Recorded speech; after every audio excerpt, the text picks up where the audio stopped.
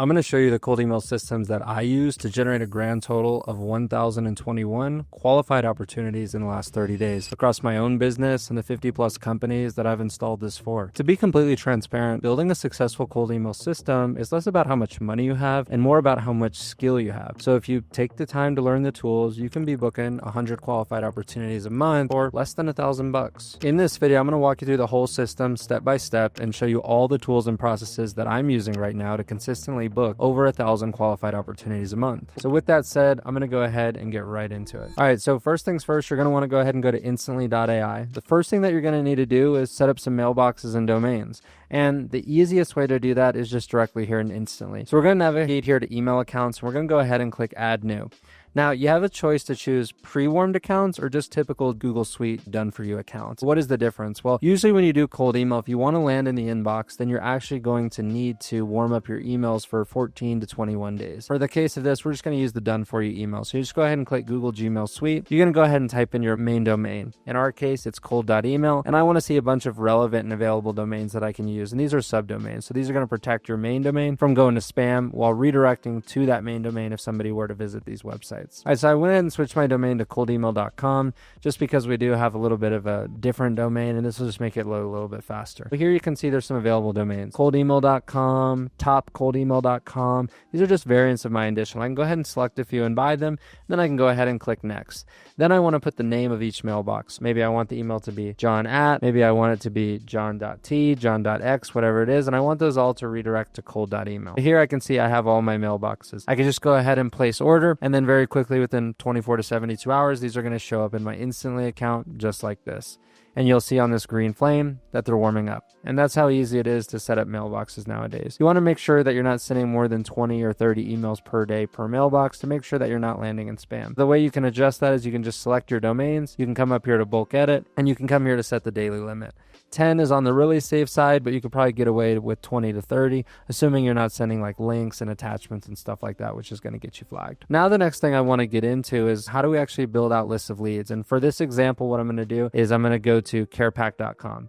So I want to imagine, just for this demo, how could I generate leads for CarePack? Now, CarePack is not one of our clients. They did come to us 4 to 5 months ago, and they asked to potentially work with us. They ended up not going with us, but I think this is a good one that we can use as a demo. So I'm going to go ahead and use them and generate some leads on their behalf. Let's go ahead and take a look at the website here. And so what we can see is they make customizable pouches, and they do it specifically for certain industries. Like, for example, if we go to coffee, they make all these different types of white label coffee packages. They also do for dry food, nuts and snacks, baby food pouches. For right now, what we just want to focus on is let's just pick one. So I'm going to go ahead and pick coffee. The first thing that we need to do is build out a list of companies that would be a good fit for this type of offer. So the first thought I have is, well, what kind of companies would benefit from this? There's thousands and thousands of different e-commerce brands that are popping up and offering coffee. Now, if we were to just do a quick Google search, for example, of dark roasted coffee beans, what we'll see is a lot of different e-commerce companies. I mean, look, all these would be a great fit. These all need a pouch. Even the first result is coffeebean.com. We could easily make all of these different packages for them. Now, if we keep going on, there's going to be a lot more different results that we could potentially sell to. And that's a great starting point. How can we actually scrape these at scale? And that's where Serper.dev and Clay.com are going to come in. So you just go to Serper.dev. You can go ahead and sign up. This is a super cheap API to actually scrape Google search results. So for example, if I go to Playground, say I want to scrape Google search, and I type in that exact same query we put in here, what we can see is all the results coming back. Now, this is in a JSON format, and we want to get this more into like a spreadsheet, and that's where Clay.com is going to come in. But as you can see here, we can just see all those different types of e-commerce coffee brands, as well as some unrelated results that are going to come in. I'll show you guys how to clean that up in a minute here. What we want to do is figure out, well, how do we actually like get these in like a sheet format so we can actually reach out to these people? You're going to go ahead and go to Clay.com. You're going to need to be on the account that allows you to use HTTP API, so you can check out their pricing. It's going to be a few $100 a month. Once you have this, you can pretty much use it as much as you want with no additional cost. So I'm going to go ahead and just create a new workbook here. And I'm going to go ahead and create a text column here. And I basically created my own like Google Sheet or Excel type of spreadsheet. And now what I want to do is I first want to pull in, well, what are the Google queries that I actually want to scrape? For example, dark roasted coffee beans might be the first ones, but there's only going to be so many results for dark roasted coffee beans. And in all likelihood, you're probably going to want a lot more than just what's going to show up for that. But just for a proof of concept, I'll show you guys how you can actually scrape these results into the table. The first thing that we need to do is we need to add a new column and click add enrichment. We can go ahead and type in HTTP API. And we can go ahead and select our HTTP API account. And so in this case, we want to put in serper.dev. Now, I've already added my account, but if you haven't, you can just go to manage accounts. In manage.accounts, you can add connections, go ahead and name it. And then you're going to have to add basically your API key. So the way to do that is just come to serper.dev. And you're going to come to the playground. I'm going to go ahead and refresh this. And I'm going to look for the headers here. So you can see here the headers. We just need to add these in. And so the first header is going to be x-api-key. You can go ahead and come back to Clay and you can go ahead and type that in. Then the next one is going to be the actual API key. And I'll go ahead and blur this out just so you guys can't see my API key. And then the second header is going to be content type. Go ahead and put that in. And then the actual application/JSON. So you just want the stuff that's inside those quotations there. So I'm going to go ahead and add those here. And I'm going to say YouTube demo. And we'll just actually use this one so you guys can see how this works. So then you would come here and you go ahead and select that. And just that easily, you've attached these results that we got before and basically put them directly into a Clay table where you can have them in actual sheet format where you can then upload them into the tool like Instantly to do your outreach. I'll go ahead and select that header. Let me just go ahead and refresh. So this will come up. I'll go add column, HTTP API. I'll go ahead and select that headers. And now I want to go ahead and select the method. So if we come back to serper.dev, we can see that the method is post. So I'm going to go ahead and click post. And then I can go ahead and select the endpoint. And the endpoint is just going to be right here, this URL. So I'll just go ahead and copy that. I'll go ahead and put that in. Now the next thing is how do we feed this query in to a way it understands? And so we can just do that directly here in the body. And the way that we do that, just type in that query and you'll see exactly how it's going to populate. Now, so just bear with me here a second. So we'll just put in that dark roasted coffee beans. And you can see here is the query. So I just want to copy everything in these brackets, dark roasted coffee beans. Now I'll go ahead and click save and don't run. And if I go ahead and click play, what we'll see here is it went ahead and posted those results and it pulled in all those top 10 websites. Now I just want to get those into the sheet. So I'll just add a new table and I'll just go ahead and add a couple new columns here. So I'll just make these text columns. I'll go ahead and rename this company website. And now I want to move those tables. So I'll take here and I'll just rename this subsheet companies, and then I'll rename this one queries. So now I just want to push all these 10 results out into that company's page. So I'll just add a column and I'll say write to other table. And I want to go ahead and write to that company's table that I made. And I want to go ahead and select this list right here, this organic. So this is where all the organic results are. These are where all the websites are. So 0, 1, 2, and so on. So I'll just select that list. I'll just type in /. That'll pull up all my options. I'll go to organic. I'll go insert all 10 items. And then the values that I want is a link to the website. I can go ahead and put this just on company website.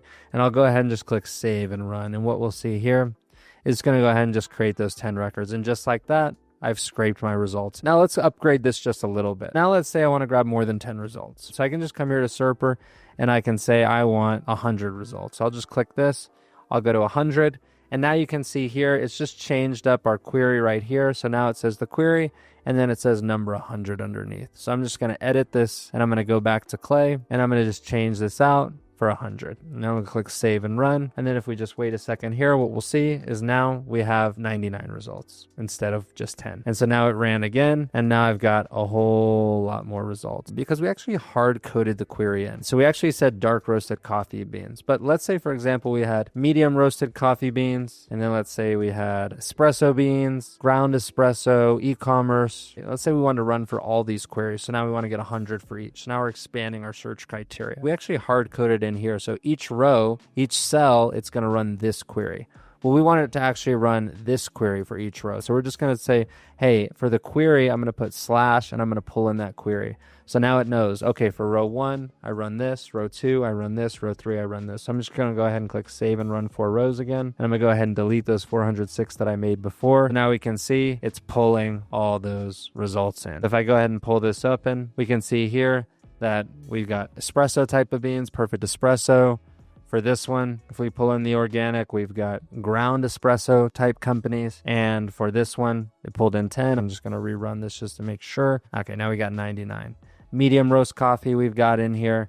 And then I'm just going to go ahead and rerun all these. So it'll rewrite those to the other table. And now I'm going to go to company website and I'm just going to deduplicate because there's probably some overlap between them. And so we got about 392. So about 100 from each. And now we got 4 times as many results. So let's say we want to expand those queries out a lot more. Well, the easiest way to do that is just go to ChatGPT. We can have it come up with queries like this. What I'm going to do is I'm going to come back to Clay. I'm going to tell it what I'm trying to do. I'm just going to copy these queries. I'm going to say, hey, I am trying to scrape Google search results. I am scraping 100 results for every query. I want to identify e-commerce coffee companies, which probably have a need for coffee pouch packaging. The queries I have so far are, can you please give me 100 more and return them in the same format? Now, ChatGPT is going to kind of do all that work for us. Here you can see we're finding a lot more. I'm going to stop it because I want it to return it without the numbers. And I'm going to say, can you return all 100 without the numbers? And I'm going to go ahead and just copy all of these. And I'm just going to go back to Clay. And I'm going to go to the top row and I'm going to click paste and overwrite. And what we're going to see is that it's quickly going to add all of those. And now it's running 100 more for all these different versions of queries. And it's finding us more and more and more and more. I've already got 6,500, 7,000, which could possibly be really good companies. Now, some of these results are going to be unrelated, but we're actually going to go and I'm going to show you guys how to clean those up really easily here. So I'm just going to go ahead and dedupe all of these here. You just go ahead and click dedupe. And if you want to automate this, you can always just click auto dedupe. You can select the column, company website, and it'll automatically dedupe them. So I want to just simplify these websites a little bit because some of these are like orders websites, shop. I just want the base domain. So I'm just going to click insert right formula. And I'm going to say, please return to me the completely normalized domain of / company website. I'm going to go ahead and click generate formula. Or I'm going to change this up just a little bit here because I want it to remove a little bit more stuff if it can. I'm going to say without the HTTPS and : right? Now I'm going to generate a formula again. And now we have this super normalized domains. Now, some of these are going to be unrelated. If we go look at these and we pull them up, what we'll see, that's another packaging they could make. And we'll go through and a lot of these are already going to be good. That's packaging that they could make and so on and so on and so on. But like for example, Amazon, like obviously we're not going to sell to Amazon. Amazon is not the person we're going to make a packaging for. That's just a website or even Starbucks. It's going to be too big. But now I just want to tell AI how to clean this list up. So I'm just going to click insert right. I'm going to click use AI.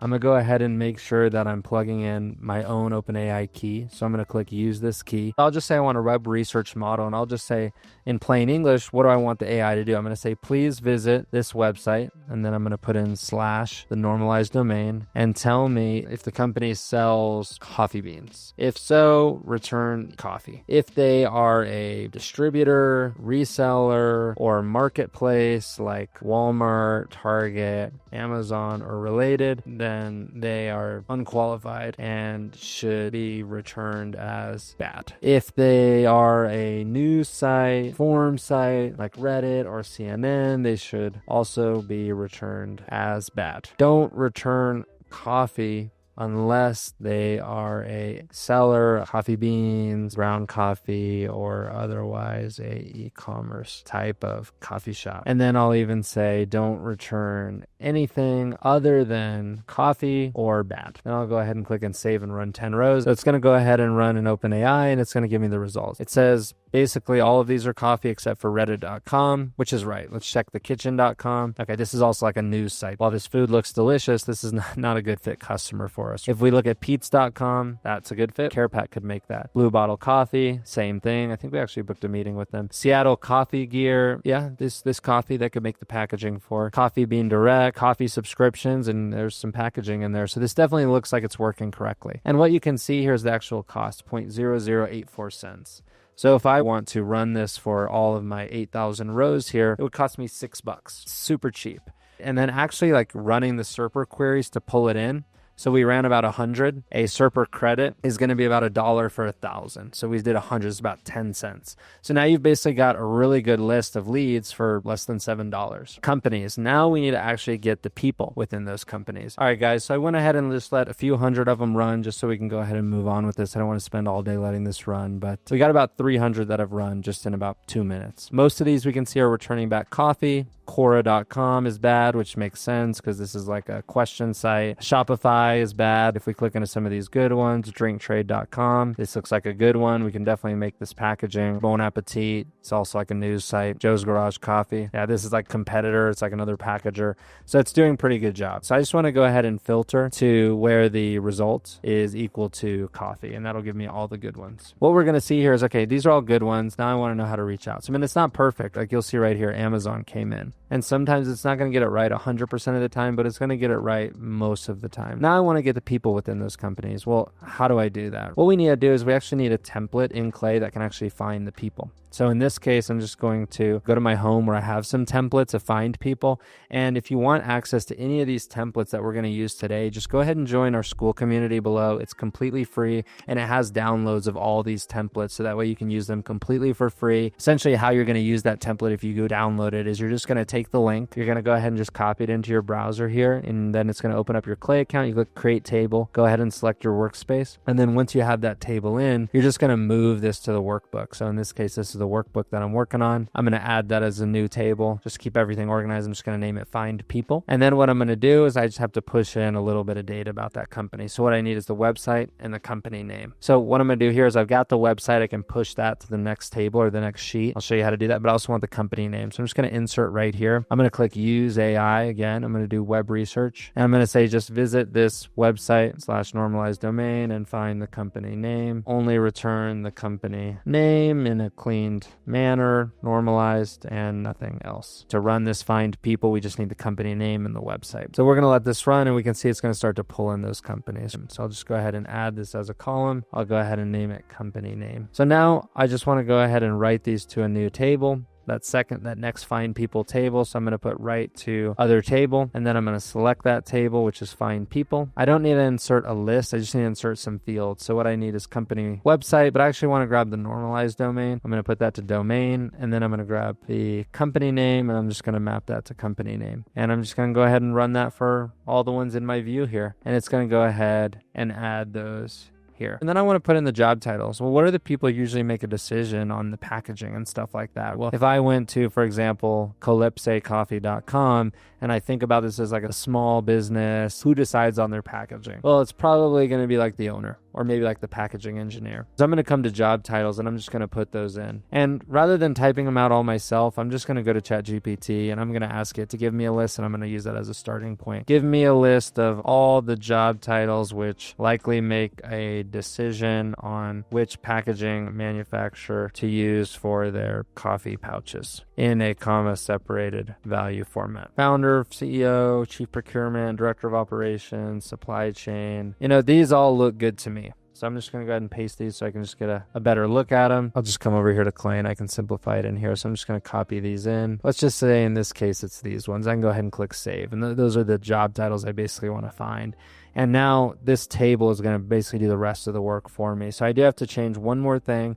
We have an AI prompt that's already set up with the job titles, company name, domain, and it tells exactly how to AI to scrape the web and find those people. It's mostly scraping LinkedIn and company websites. But there's one thing we have to change. We have to come down here to where it says JSON schema and just update these job titles here in this format. So with quotes and commas. And the best way to do that is just come here and say, format this as a JSON array. Put those in. It'll give me those. I just want to select this quoted part. I can add those in here. Go ahead, click save and run 10 rows. And what you'll see is basically going to find those people. So if we let that run, it should just take a second. All right, so it's been running. We can see it's already starting to pull in a bunch of different people. Like for example, at Sweetwater Organic, we found Tina Adkins, the COO, Hannah Mercer, which is another potential COO. We've got Ira Crest, Chief Operating Officer at Giant Food. At Calypso Coffee, we were able to find the CEO. Basically, this is relying on public record data. So LinkedIn profiles, public Apollo.io, ZoomInfo, information on their website if they have a My Team page, and so on and so on. And so it's not going to be 100% accurate. But like I said, we booked thousands of opportunities with these people. So the next thing that we're going to do here is we're just going to come to this second AI prompt and we're just going to add in here the list of people that it found. So we'll just go here to staff. So again, we just type in /. We're going to navigate to this Find People Claygent, staff, insert all, and it's basically going to insert all those people. And basically what it's going to do, it's going to just double verify that the first prompt didn't return any titles that don't match these titles. So it's just an extra redundancy to make sure that if AI hallucinates, it'll get those out. We're really just scraping the people's first and last name.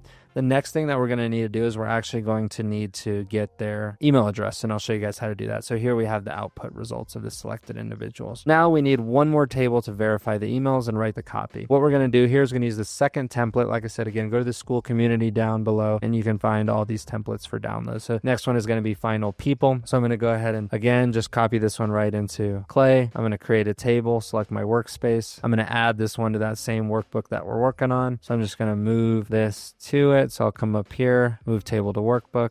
And I just want to organize just here for my own sake, left to right. So we run the queries, then we clean the companies, then we find the people, then we verify the people on this one. So now we got the people. So now I'm going to just add a right to good fit table. So I'm just going to click add column and I'm going to put right to other table.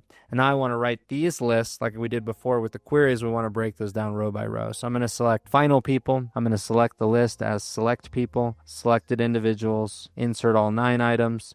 And then I want the name. You can go ahead and ignore the email and the LinkedIn. So we'll just go to title. We want the output of the title. Now, the title is not always going to be 100% accurate either, but we have a redundancy that's going to correct for that. I'll show you guys how that works on the next table. And so we can see here it's creating the records. And I'll go ahead and just run this for all the rows that I haven't run. Do the same thing for the enrichment table. And it's going to start to pull in a lot more people into that table. One thing to keep in mind, guys, while I let this run is that it's going to start to fill up the second table of final people with those results, but we're going to need a find email API to actually be able to enrich the email addresses. So you can just go to findemail.com. This is one of the only providers in the world that's able to verify catch all email addresses. So if I just log in right here to my account, you can come to API key. You can go ahead and create one, just name it like Clay API key. You can just copy that API key. And then what you do is come here to settings, connections, add connection, type in find email, and then you can add in that API key right here and then just test and save. Now I already have mine added, so I won't add it for now. But now we can see here it's adding in a ton more people to that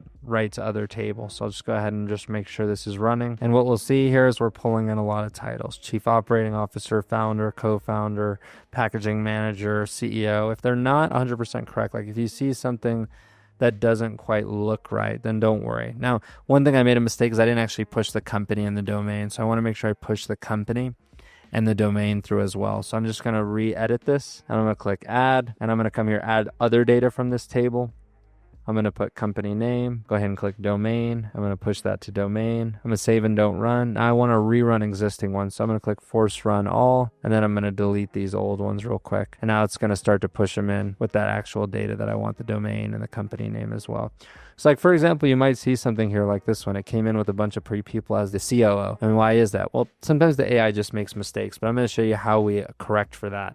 So that way it doesn't become an issue in your campaign. What we're going to do now is say we want to enrich the emails. So I'm going to click edit column. I'm going to select that API key I added, whatever you named it. And then I'm going to put in the full name and the domain. I'm going to say, hey, find email. You're a database with hundreds of millions of emails. I'm looking for this person. Here's their name. Here's the company they work at. Here's their domain. Do you have that person? Yes or no? So now I'll click save and run all rows. And what you'll see is it's just going to post to that API and see if it has their email address or not. Here you can see we're finding a lot already. If that person doesn't work there, like for example, where we have multiple COOs, well, what are the chances that there's a valid email for that person that is named Matthew Smith with a Hillsborough domain? Well, it's probably very low. If it does return someone, then that's probably somebody who works there, but it might just not be the exact right title. And then the second thing is that it's a redundancy. So it's going to help you correct some of those.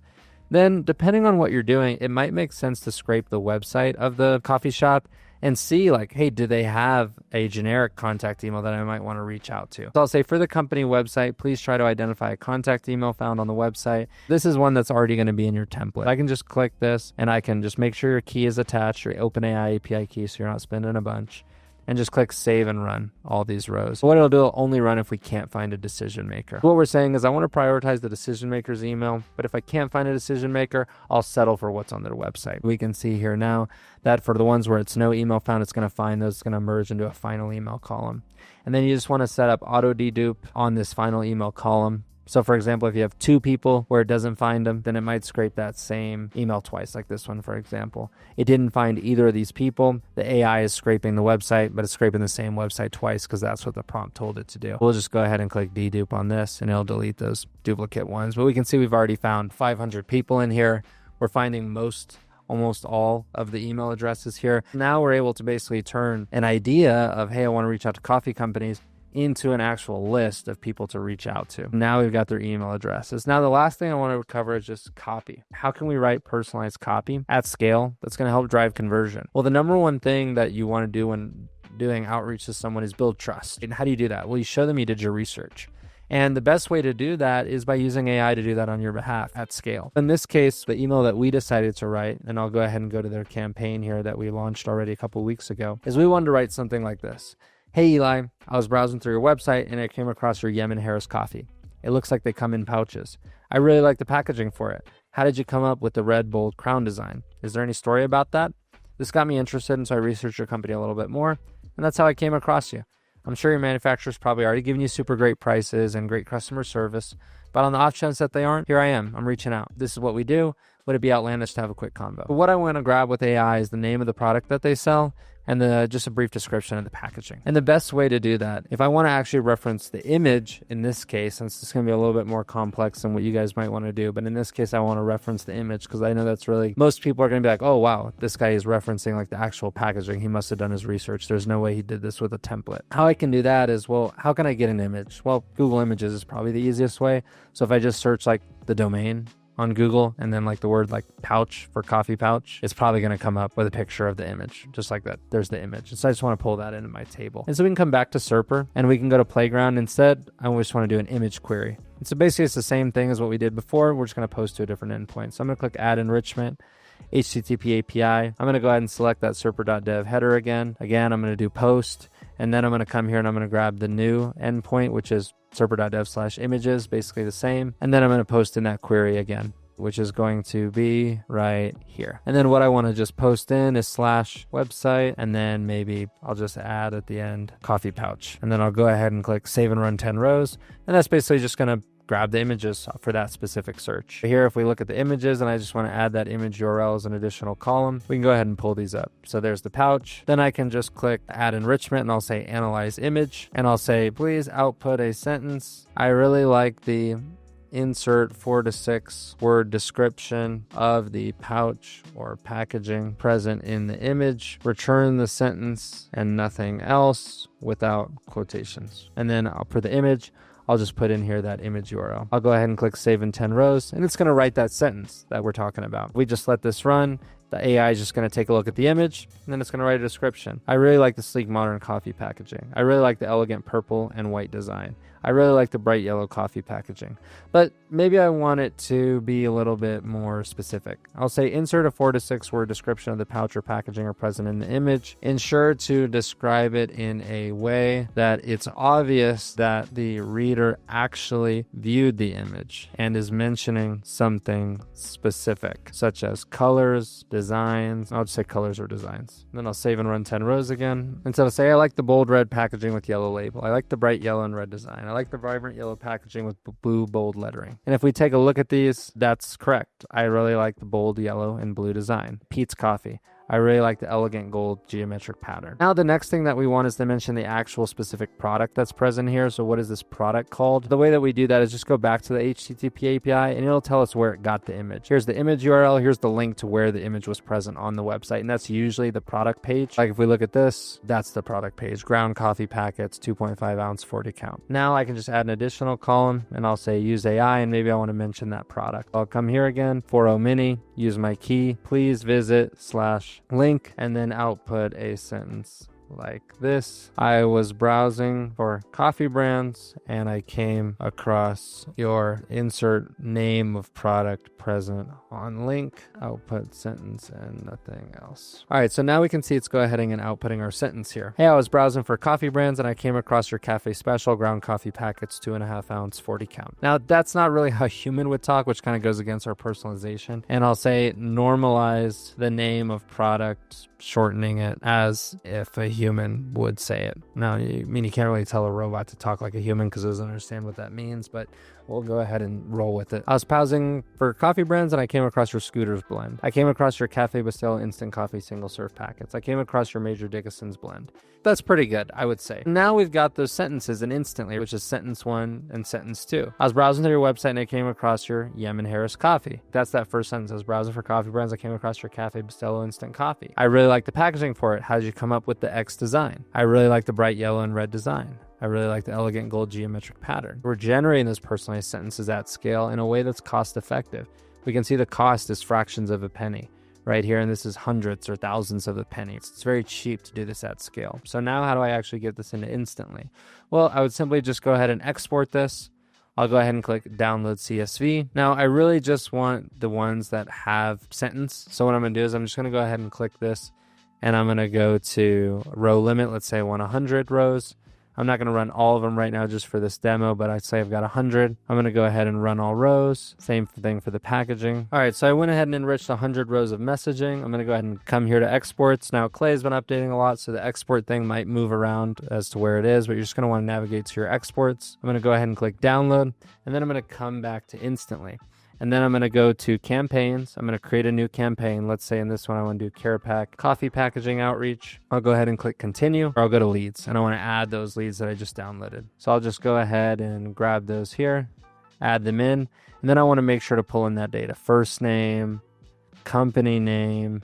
We want to make sure that the email is set to that final email column, which is the email that we want. And then maybe I want to go ahead and pull in those sentences. So custom variable, I've got the first name, I've got the custom sentences, I've got the email. That's pretty much all I need. I'll go ahead and click upload all. So 4 duplicate emails that aired out. 49 already exist in other campaigns because I already ran a similar one to this, but now I got my email. So let's say I want to say, hey, first name, I want to start crafting my copy. Now, I usually want to do this before you start creating your AI personalized sentences. That is how you would get it in. So I'll say, product mention, I'll say response, and then I'll say best account signature, and I can start to build around this. Hey, Susan, I was browsing through your coffee brands and I came across your Happy Valley blend. Now, if you wanted to, you could go to the AI agent too and ask it, hey, check out the product page and see like what sizes they sell that in. And then you could have another sentence. Hey, I noticed you're selling that in 12 and 24 ounce package. So the more personalization you do up to a point, you're going to drive more conversions, right? Because you're building more trust. I'll just say, hey, I noticed you're selling those in stand-up pouches. I don't want to go right into hard pitching because what are they going to think? They're going to think like, oh, walls are going to go up. It's trying to sell me something, even though you kind of brought their walls down with the personalization. So I'm going to say, hey, I noticed you're selling those in stand-up pouches. I'm sure you probably already have a manufacturer that you love who responds right away, ships speedy, and gives great prices. But on the off chance that you don't, I'm reaching out. I run carepack.com, one of the top manufacturing companies for coffee packaging in the USA while maintaining low prices because they're going to go, oh, USA expensive because a lot of people source from overseas where it's cheaper. So I'm going to go ahead and put right when their walls are going to go up, I want to bring those walls back down while maintaining low prices. So writing the copy is more about psychology and less about your product. The highest performing emails say nothing about your product and everything about the prospect. Would you be totally against a call to discuss if it might make sense to collaborate? I was browsing for coffee brands. I came across your Cremoso espresso pods. I really like the elegant golden black designs. Curious, how did you come up with that design? Is there a story behind that? I noticed you're selling those in stand-up pouches. I'm assuming that because pretty much all coffee is sold in stand-up pouches. I'm sure you probably already have a manufacturer that you love who responds right away, ships speedy, and gives great prices. But on the off chance that you don't, I'm reaching out. I run carepack.com, one of the top manufacturing companies for coffee packaging in the USA while maintaining low prices. Would you be totally against a call to discuss if it might make sense to collaborate? Best, and then you have your account signature. But then you could add some follow-up steps. Now, I'm not going to go through creating all those today, but if we look at the other campaign, basically what those are going to look like are just, you want to bump the email. Hey, just following up to see if you saw my previous note. Hey, just want to get this back on your radar. Have you been really busy or just not interested? And that way it's going to thread the email. And I'll show you guys what that looks like in the inbox in a second here. But that way it kind of bumps that original email. They go, oh, what was it that he responded? Oh, yeah, I meant to respond to that, or whatever it may be. If we come back to that campaign we're creating, you've got your message. I didn't click save, but you would want to click save. Set your schedule for whatever time zone you want it to be. And then come here and you can add all your mailboxes that you want to do your outreach to. Those are the ones we set up previously. And then it's going to know to send from one mailbox, then the next, then the next, then the next. You want to make sure open tracking is off. That's going to make you go to spam. You're going to want to make sure that click tracking is off. That's going to make you go to spam. And then make sure everything's good. Do a double check. Preview all your emails. Make sure they look good. Set them up. If you need to change your signature, you can do that here on your email accounts. You can click one, go to settings and change it here, or you can just select bulk and then you can bulk edit your account signatures there. That's how you're going to go ahead and do that. Then once it's ready, you can just go ahead and click resume. We did this already a couple of weeks ago, and this is the results that we got. So I'm going to come to analytics or Unibox where all my responses are. I'm going to sort by care pack, and I want to see the interested responses, and we can see the people what they're saying. So we got just on March 17th, 1, 2, 3, 4, 5, 6, 7, 8 responses interested. So we got like 20 or 30 in like a week. They say, hey, thank you for the email. We're currently not in need, but we may in the future. We might create a tea pouch. Can you send me a quote? Hey, let me know your pricing for a 12-ounce stand-up bag. We need up to 10,000 pieces. That's a good offer. You just got over cold email. Can you send me your company information? I'd be interested to see what you have. Hey, always looking at options. Here's a package that we have. So these are really good quality leads. We know that they sell coffee.